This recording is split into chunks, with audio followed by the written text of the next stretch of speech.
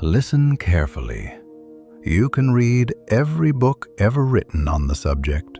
You can watch every video, attend every seminar, and repeat to yourself 1,000 times each morning that you love yourself.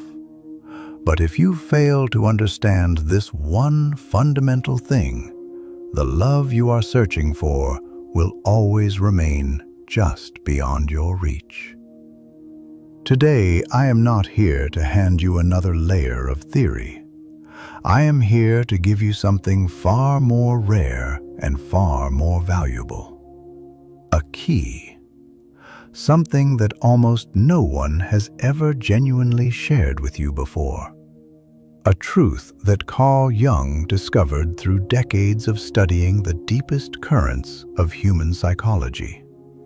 One that will permanently and irrevocably change the way you relate to yourself, and, as a direct consequence, the way you relate to every other person in your life.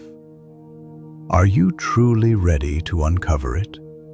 If you are here right now, it is because something deep inside you already senses that there is more depth available, more genuine connection possible, more authentic love waiting, not out there somewhere, but within you, in a place you have not yet fully explored or allowed yourself to inhabit. This is not simply about accepting your shadow or learning to balance your inner energies, though both of those things matter enormously. This is about taking those profound concepts and applying them in a way that actually and measurably transforms your daily experience of being alive and being in relationship. By the time you reach the end of what is shared here today, you will not merely possess a deeper intellectual understanding of why you have struggled to feel genuinely loved and seen. You will leave with a clear, practical, and honestly actionable approach to revolutionizing your relationship with yourself, and as a natural, inevitable result, your relationship with others. This is not about theory sitting on a shelf. This is about action rooted in genuine self-knowledge. Here is the first truth you need to absorb fully. Your relationships are not random, not even close. What draws you powerfully toward certain people and what repels you just as powerfully from others is a direct and precise reflection of what remains unresolved within you. Think carefully about the last person who made you feel something deeply intense. Whether that feeling was love, admiration, frustration, or something you still struggle to name. That person is far more than a passing figure in the story of your life. They are a mirror, and what they are reflecting back at you is something buried deeply within your own interior. Something that has been quietly waiting for your attention and your willingness to look honestly at it. Perhaps you notice a pattern of being drawn toward people who make you feel uncertain about your own worth. Perhaps you find yourself consistently frustrated or even enraged by individuals who display qualities you have spent years rejecting in yourself. Today, you are going to learn how to use that mirror with conscious intention, how to look into it without flinching and uncover the parts of yourself that are crying out not for punishment, but for genuine attention and healing. Because until you do this work, you will continue moving through your life searching for love in places it can never truly be found. The real question is never, why does this person behave this way? The real question, the one that actually leads somewhere, is what is this person showing me about myself? This concept, which we might call the relational mirror, runs far deeper than it appears at first encounter.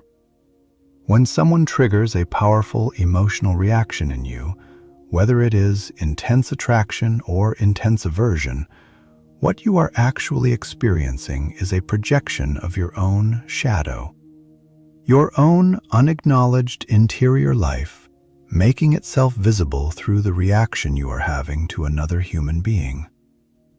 Look carefully and honestly at the patterns running through your relationships.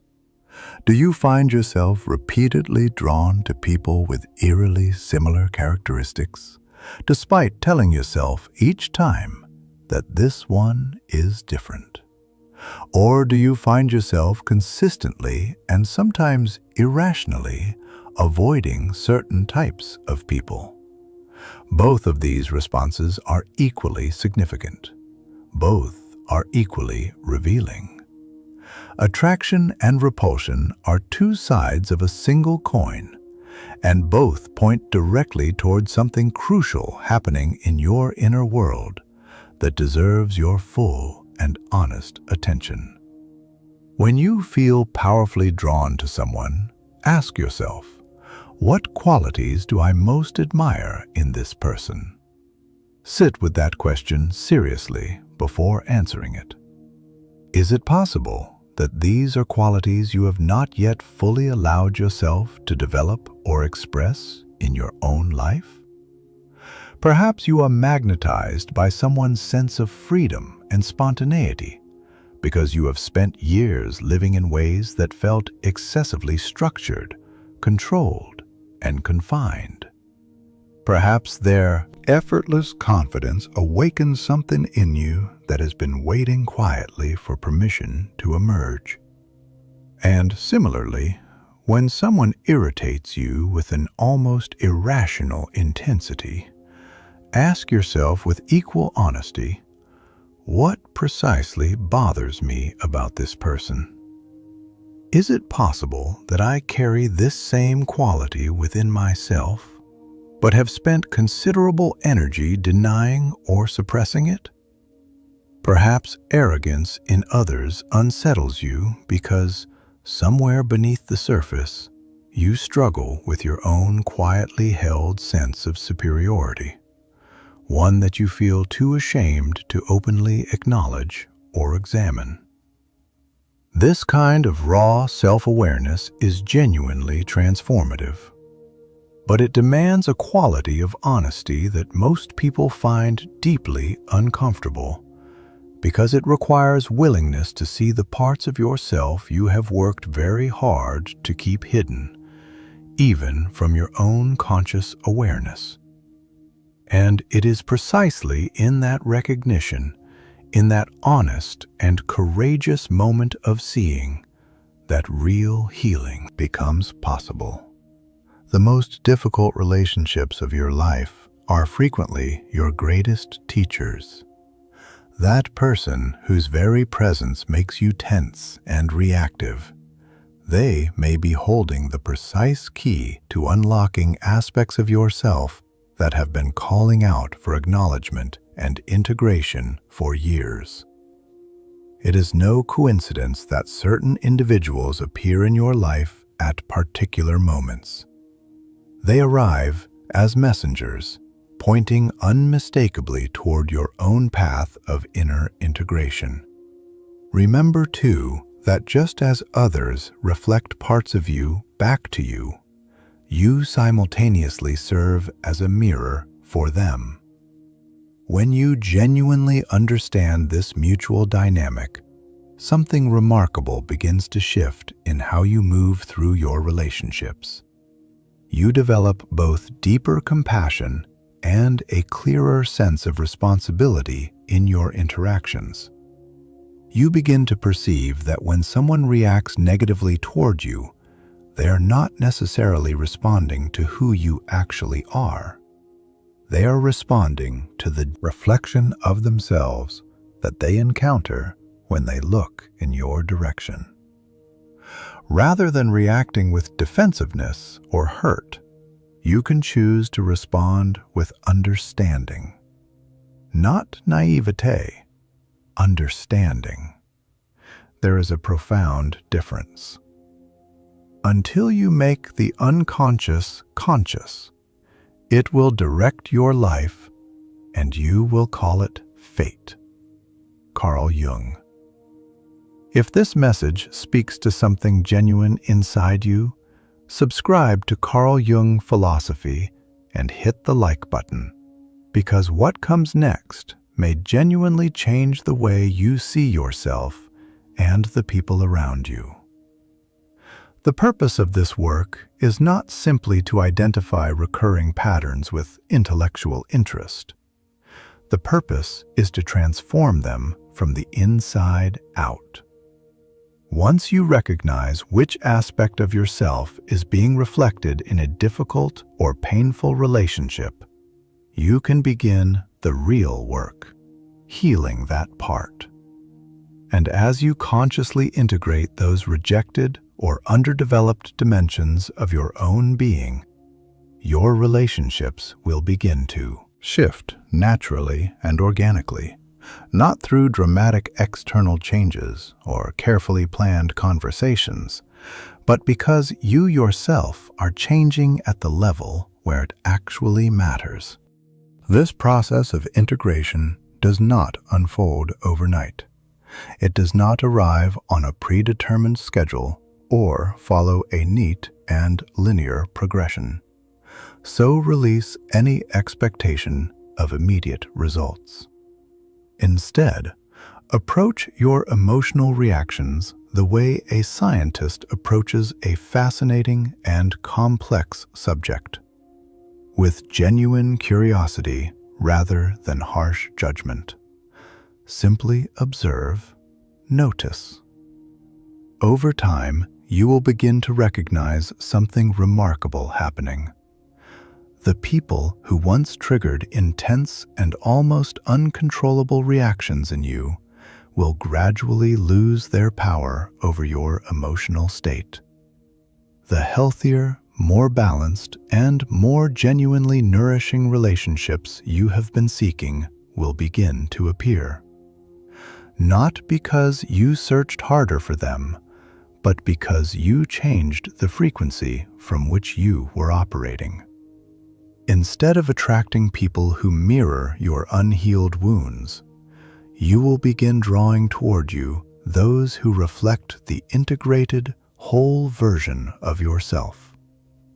You will no longer desperately seek in others what you secretly feel you lack within yourself.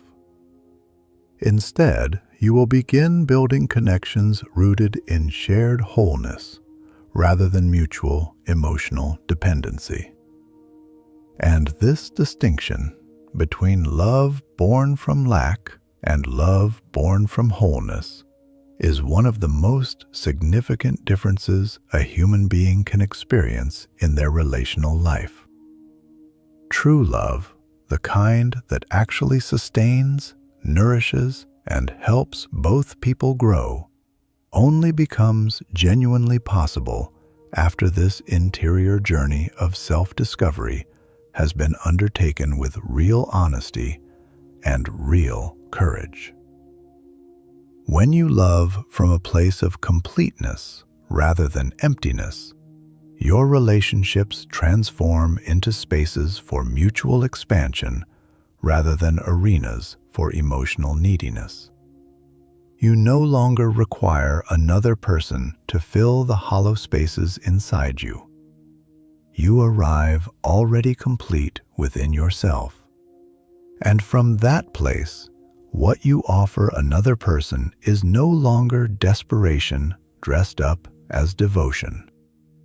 It is something genuine, something freely given, something that does not secretly demand a specific return.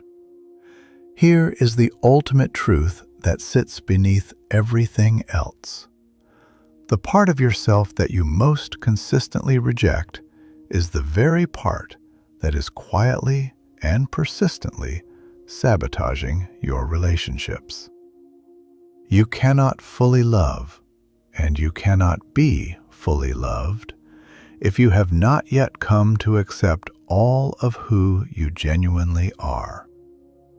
Consider the things you most dislike about yourself, the qualities you attempt to conceal, the impulses you feel ashamed of, the desires you have decided are unacceptable. That is your shadow. And until you begin the work of integrating it, of bringing it into conscious awareness and meeting it with compassion rather than condemnation, you will continue projecting your unacknowledged insecurities and fears onto the people around you. If arrogance in others reliably disturbs you, it is very likely that somewhere within you lives a fear of being perceived as arrogant yourself, or perhaps an unacknowledged arrogance that you have worked hard to suppress. If you find yourself consistently gravitating toward people who make you feel small or unworthy, it is because there is a part of you that has already concluded, somewhere beneath conscious awareness, that you are not big enough, not worthy enough, not deserving of being treated as someone of genuine value. This is shadow work in its most practical and most transformative form, not as an abstract psychological concept to be admired from a distance, but as a living, daily practice of self-inquiry that changes everything it touches.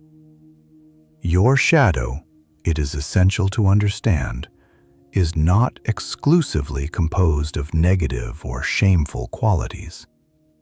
It also contains your unrecognized gifts, your suppressed talents, the aspects of your personality that were not permitted or welcomed in the environment where you first learned what it meant to be a person. When you reject dimensions of yourself, whether they appear dark or brilliant, you fragment your being. You create invisible internal barriers that prevent the depth of connection you most deeply long for. But when you begin to genuinely embrace all that you are, the light and the darkness, the strength and the fragility, the generosity and the selfishness, something extraordinary begins to occur. You stop reaching outward for love as though it were a scarce resource located somewhere outside of you. You become love, and from that internal state, true and lasting connection ceases to be something you pursue and becomes something you naturally embody and attract.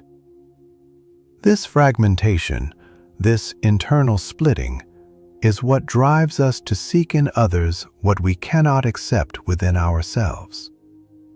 Every time you judge another person with unusual harshness, you are standing before a mirror. The quality that provokes such intense irritation in someone else is almost always a reflection of something within you that remains unacknowledged and unloved.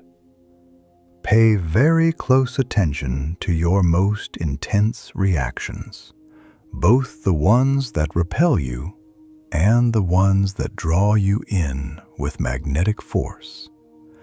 Within those reactions, you will find the most valuable and honest information available about your own interior landscape. Perhaps you find yourself deeply uncomfortable around people who express vulnerability openly, because you have spent years fearing your own fragility and constructing elaborate defenses against it. Or perhaps you unconsciously criticize people who pursue success with unapologetic ambition, because you have spent years suppressing your own deep desires for recognition and achievement, deciding somewhere along the way that wanting those things makes you someone less worthy of respect. Your shadow also reveals itself with particular clarity in your romantic attractions. We are consistently and powerfully drawn toward people who openly and freely express the very qualities we have repressed in ourselves. If you feel an almost irresistible pull toward dominant, commanding personalities, ask yourself honestly, is there a part of me that longs to express more personal authority, more decisive power in my own life? If you repeatedly find yourself drawn to partners who seem to need rescuing, it is worth examining whether you are projecting your own deeply unacknowledged need for care, attention, and nurturing onto the people you choose to love. Relationship self-sabotage operates with a subtlety that makes it genuinely difficult to detect while it is happening. Perhaps you carry a deep and largely unconscious fear of abandonment, so you begin pushing people away before they have had the chance to leave you, telling yourself the story that you are simply protecting yourself. Or perhaps you harbor a profound fear of being controlled or diminished, so you resist your partner's suggestions and input even when they are entirely reasonable, because something in you interprets any influence from outside as a threat to your autonomy. These patterns are not the result of bad luck or poor choices in isolation.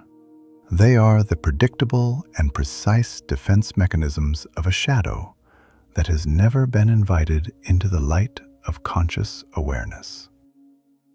Integrating your shadow demands something that is genuinely difficult in our culture.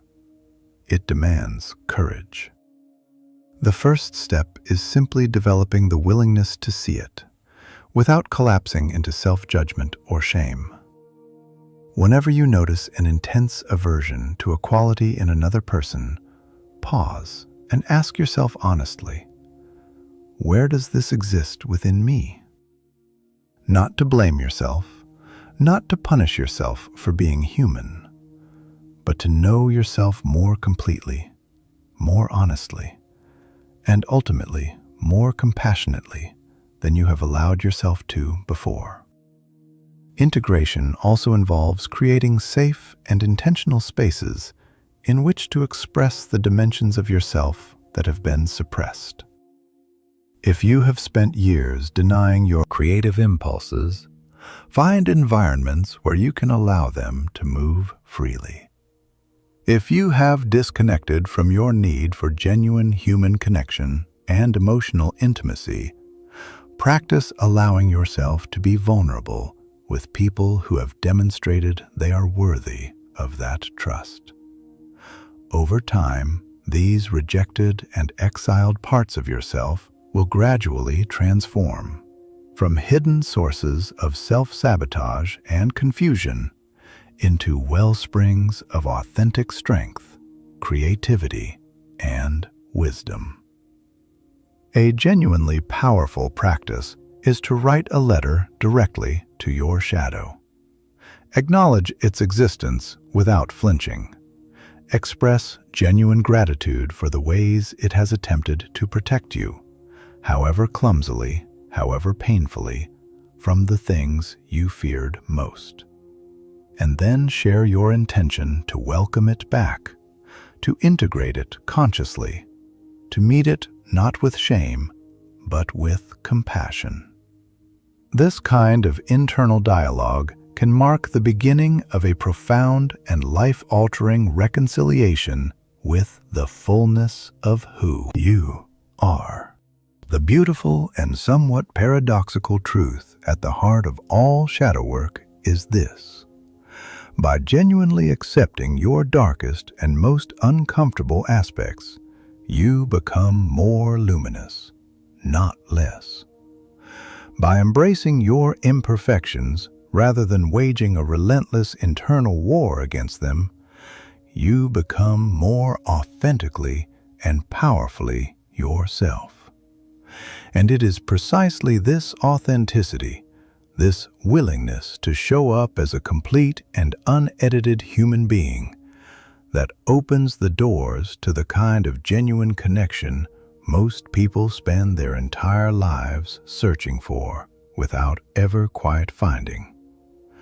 The deepest and most fulfilling relationships in human experience emerge when two people arrive whole, with both their light and their shadow consciously integrated rather than carefully hidden. You no longer need a partner to complete what you feel you are missing. You arrive as a complete being. You no longer project your fears and insecurities onto the person standing before you, because you have already met those fears and insecurities within yourself and chosen to make peace with them rather than exile them further. Relationships rooted in this kind of inner wholeness are not merely more harmonious. They are more honest, more liberating, and more genuinely alive. Relationships are not primarily about feeling comfortable. They are about growth. Every conflict, every moment of friction, every disappointment that lands heavily in your chest, each of these is an invitation to understand yourself at a level you have not previously accessed. In this kind of conscious approach to love, you learn to see not just enjoyment as love's purpose, but transformation. Until you understand this at a level deeper than intellectual agreement, you will continue repeating the same cycles, the same dynamics with different faces, the same unresolved wounds expressing themselves through new circumstances and new names. If you consistently find yourself in relationships where you feel abandoned and overlooked, there is an abandonment wound within you, actively seeking the attention and healing it has never received. If you habitually seek out partners who provide a sense of external security, it is because there is a dimension of yourself that does not yet feel genuinely safe from within. These are not character flaws. They are not evidence of weakness or brokenness. They are precise and compassionate signals, internal messengers pointing toward the specific terrain within you that is ready to be explored and ultimately healed. When we approach love exclusively as a source of pleasure and reassuring comfort, we deprive ourselves of its most profound, transformative dimension. Relationships are life's most consistently intense and revealing classroom. They are the clearest mirror our inner world ever encounters. Every person who enters your life arrives carrying a specific lesson, and until that lesson has been genuinely absorbed and integrated, the pattern it represents will repeat itself with remarkable fidelity. The faces surrounding you may shift and change. The circumstances may arrange themselves differently each time, but the essential dynamic, the underlying emotional signature, will remain recognizably the same until the interior work is done. Relational patterns are never accidents. When you examine your romantic and relational history with honest and curious eyes rather than defensive ones, you will discover recurring themes connecting experiences that appeared on the surface to be entirely different. Perhaps you consistently find yourself drawn to people who are emotionally unavailable, present in physical proximity, but somehow unreachable in genuine emotional intimacy. Perhaps you repeatedly attract individuals who seem to need saving, and you notice that your sense of purpose and worth within those relationships is deeply tied to your role as the rescuer. These recurring themes are not unfortunate coincidences. They are invitations for self-reflection. They are signals pointing clearly and insistently toward internal wounds that are ready to be acknowledged and met with genuine compassion. Attachment theory illuminates this dynamic with remarkable precision. Our earliest and most formative bonds, the ones we experienced before we had language or conscious awareness to process them, establish emotional templates that quietly and powerfully repeat themselves in our adult relationships. If in childhood you learned, through experience rather than words, that love is fundamentally inconsistent, present one moment and withdrawn the next, you will unconsciously seek that same inconsistency in your adult connections. Not because you want to suffer, but because inconsistency feels like the texture of love itself. It feels familiar. And the familiar, even when it is painful, registers in the nervous system as safe. Recognizing these patterns with honesty and without self-condemnation is the essential first step toward transforming them. The genuine purpose of romantic love is not to deliver you to a permanent state of happiness, though moments of genuine happiness are among its most beautiful gifts. Its deeper purpose is to reveal dimensions of yourself that would otherwise remain permanently hidden beneath the comfortable surface of your daily life.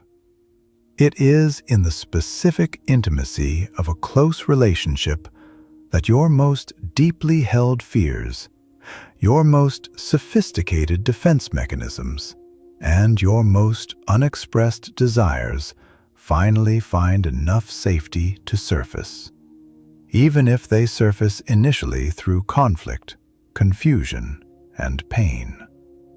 Love is not simply about finding the right person and settling into the relief of that discovery. It is about becoming the person who is genuinely capable of loving, deeply, fearlessly, and with full conscious awareness of the interior landscape you bring into every connection.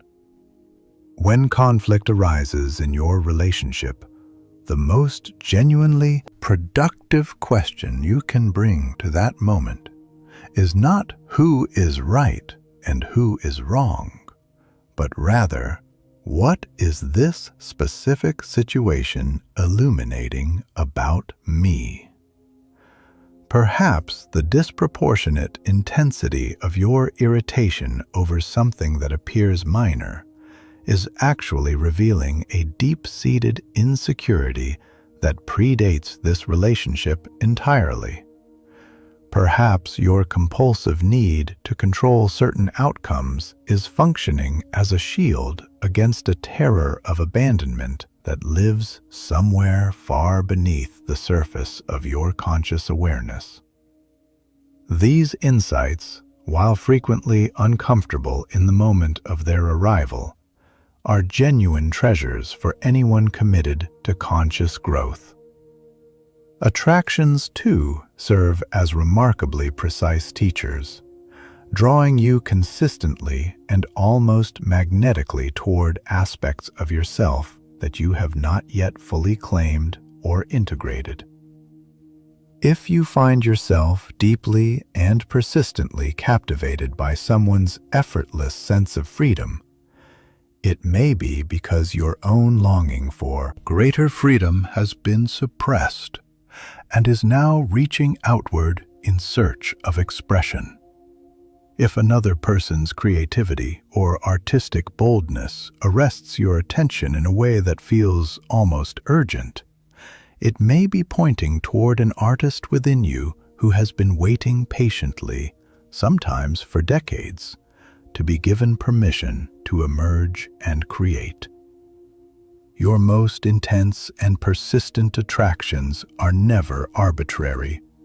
They function as maps, detailed and honest maps guiding you toward unrealized and unlived dimensions of your own potential. Heartbreak, while it carries a weight that can feel genuinely unbearable in its most acute phases, presents an extraordinary and irreplaceable opportunity for growth. When a significant relationship ends, you face a choice that will determine a great deal about who you become in its aftermath. You can direct your focus outward, toward blame, toward the catalog of the other person's failings, toward the story of how you were wronged. And if you make that choice, you will carry the same unexamined wounds into the next relationship and the one after that. Or you can turn inward with honesty and without self-cruelty and ask yourself, what is this loss genuinely teaching me? What within me contributed to this dynamic? What do I now understand about myself that I could not see before? The difference between these two responses, the outward and the inward, is the difference between becoming bitter and becoming wiser, between remaining a passive recipient of circumstances and emerging as someone who has genuinely learned from the most difficult chapters of their story. Mature love, the kind that endures and deepens rather than consuming itself, does not seek perfection in a partner. It seeks mutual growth. A relationship rooted in this understanding is not merely about the individual happiness of two separate people existing in close proximity. It is about shared evolution.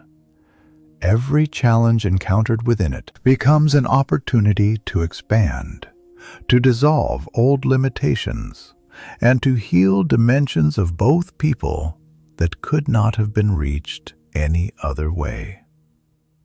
Paradoxically, when you fully embrace love as a vehicle for personal growth, rather than a destination you are racing toward, genuine happiness arrives more deeply and more durably than it ever could when happiness was the direct and desperate goal.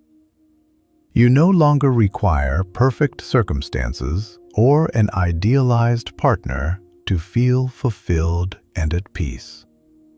Instead, you discover a quality of satisfaction, steady and real, in the very process of evolving, of knowing yourself more intimately, of growing alongside another human being who serves as your most honest and most revealing mirror.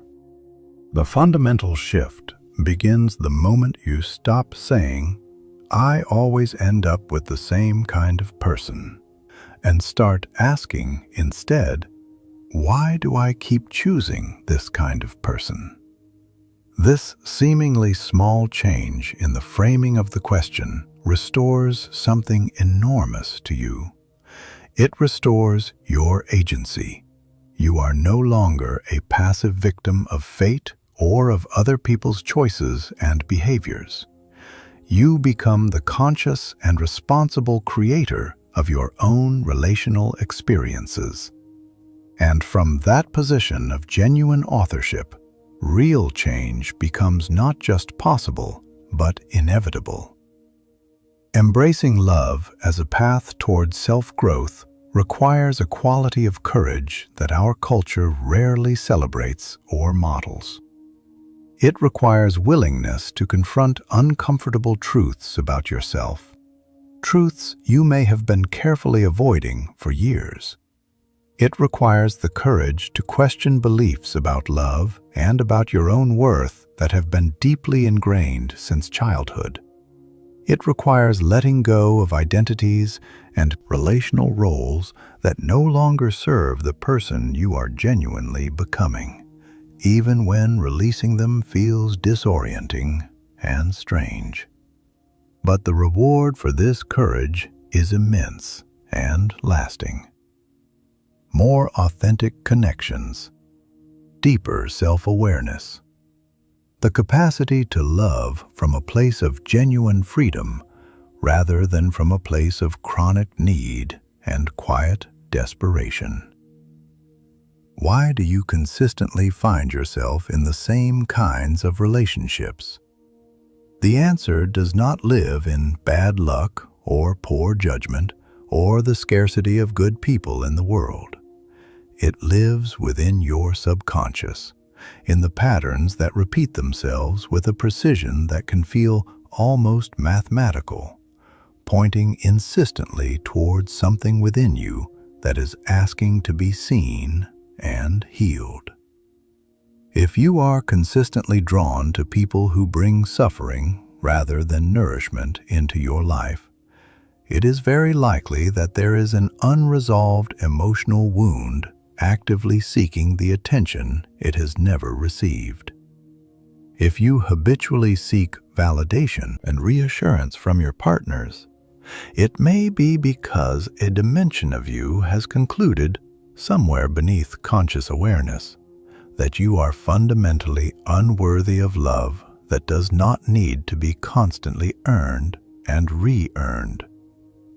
Toxic relational patterns operate like invisible and self-reinforcing cycles, repeating with a consistency that has nothing to do with coincidence and everything to do with deeply rooted subconscious programming that quietly shapes your choices before your conscious mind even registers them.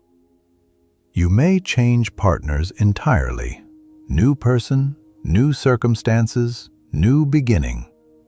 But the underlying emotional dynamic remains recognizably identical. This is not a curse. It is not evidence that you are broken beyond repair or condemned to repeat the same story indefinitely. It is the result of early programming, patterns established in the environment where you first learned what love meant, what relationships felt like, and what you needed to do in order to be safe and accepted within them. If you grew up in an environment where love was consistently conditional, offered when you performed well and withdrawn when you fell short, you may now find yourself unconsciously recreating that same exhausting dynamic in your adult relationships. Constantly working, constantly proving, constantly anxious about whether you have done enough to remain worthy of the connection you need. If affection in your formative years was frequently intertwined with criticism or unpredictability, you may feel strangely and uncomfortably at ease in relationships where a certain level of tension and conflict is always present. Because that texture, however painful, registers in your nervous system as the familiar shape of love. The first and most essential step in breaking these deeply embedded patterns is developing genuine self-awareness, not the surface-level kind that simply acknowledges there is a problem, but the kind that is willing to sit with discomfort long enough to see clearly. Observe your relational history as though you were watching it unfold on a screen from a position of curious and compassionate distance. What themes keep returning? Do you consistently end up feeling overlooked and emotionally invisible? Are you repeatedly drawn to people who are fundamentally unavailable, present in body, but absent in the ways that matter most? Do you notice a pattern of losing your own sense of self, your own preferences and values and voice within the gravitational pull of a relationship? These repetitions are not random noise. They are precise and meaningful signals pointing towards specific emotional wounds that are ready, often urgently ready, to be addressed. Behind every persistent toxic pattern lives a limiting belief operating beneath your conscious awareness, like an invisible architect shaping everything you build. If you consistently attract people who betray your trust, there is likely a deeply buried belief that you are fundamentally undeserving of loyalty. If you repeatedly find yourself in dynamics where you feel controlled or diminished, you may be carrying an unconscious conviction that you are not genuinely capable of navigating your own life with confidence and authority. These beliefs function like invisible magnets, drawing experiences and people toward you that confirm and reinforce what you already, at the deepest level, believe to be true about yourself and what you deserve. Neuroscience adds another layer of understanding to this dynamic. These patterns are not merely psychological, they are also neurological. Through years of repetition, you have constructed strong and well-worn neural pathways. Breaking these deeply established circuits requires more than intellectual insight and good intentions. It requires consistent and deliberate awareness and the courageous creation of entirely new experiences. Experiences that directly contradict your habitual patterns and gradually forge new pathways in the brain. A genuinely powerful practice is learning to identify your emotional triggers, those specific situations or behaviors that produce reactions in you that feel disproportionate to the actual event. Perhaps a simple delay in hearing back from a partner activates an almost unbearable fear of abandonment that has very little to do with the present moment. Perhaps a casual and well-intentioned comment about your appearance ignites a deep insecurity that was planted long before this relationship existed. These triggers are not weaknesses, they are windows, precise and honest openings into the core wounds that are waiting beneath the surface for your compassionate attention. Healing begins in earnest when you take genuine responsibility for your patterns, not with self-blame or shame, but with honest acknowledgement of your active role in the creation and maintenance of the cycles you find yourself within. As long as you experience yourself as a victim of circumstances or of other people's choices, you will remain effectively trapped in repetition. The power to genuinely change, to break the cycle rather than simply interrupting it temporarily, arises only when you accept full ownership of your experience and your responses. Breaking these patterns also requires reconnecting with the intelligence of your own body.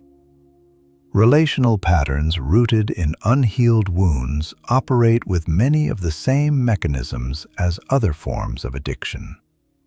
There are somatic signals, sensations in the body, that arise before the compulsive choice is made. A particular quality of excitement that feels electric but also vaguely anxious. A sense of familiarity that registers as safety even when the situation is anything but safe. A pull toward intensity that masquerades as depth. Learning to recognize how these specific physical sensations feel when they arise gives you a genuine opportunity to pause, to choose consciously rather than react automatically. And here, finally, is where everything converges into the single most important truth this entire exploration has been moving toward. Authentic love is not something you locate in the right person at the right moment under the right circumstances. It is something you cultivate, first and most fundamentally within yourself.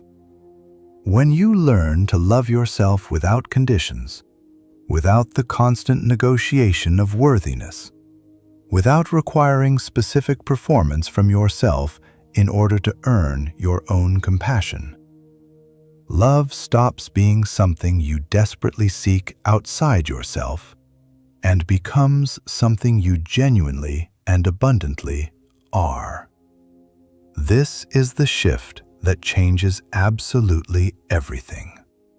Because until you understand this, truly understand it, not as a pleasant idea, but as a lived and embodied reality, you will continue searching outside yourself for what can only ever be genuinely discovered within.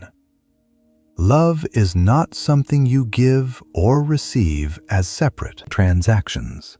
It is a state you inhabit.